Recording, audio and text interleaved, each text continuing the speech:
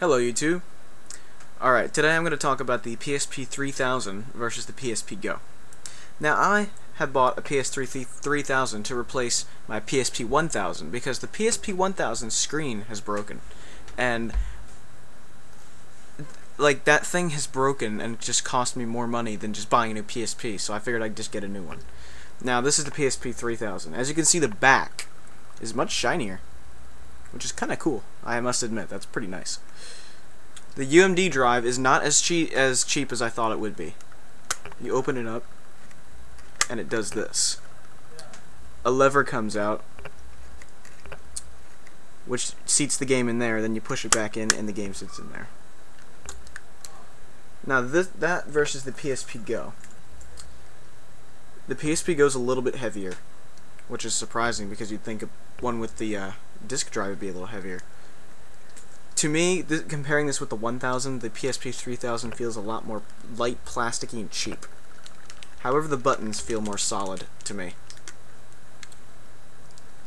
I wish the back was still a matte finish, but this is the glossy age, it seems, with electronics. Speakers are in the front this time, right there, where my index fingers are. So you get stereo sound that's actually more stereophonic. The battery life is about the same as the PSP-1000. So in that respect, you're not wasting your money at all. You can still fit the old accessories on it with the camera and with mini USB. And the PSPGo has that proprietary piece of shit, thanks to Sony. And they also changed the memory stick duo slot, which is now, just like the PSPGo, a little pull-out thing. See that? And you can stick your memory card in there. Now, as far as having a PSPGo or a PSP-3000, the advantage of the PSP-3000 is you can still play UMD games with the UMD drive. The advantage of the PSPGo is that it's tiny, and you can download games off the internet.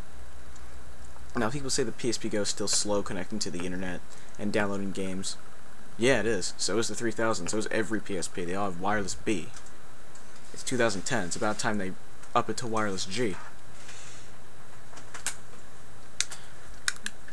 Now, I said before on the PSP-1000 that it had less resistance, but with the PSP-3000 they added resistance to the joystick. So it's almost the same as the PSP Go, but not quite as much resistance. And they also changed I forgot to add, they changed the wireless switch to the top, where the eject button used to be on the PSP-1000, which is a little bit different. My verdict: PSP-1000 or PSPGo?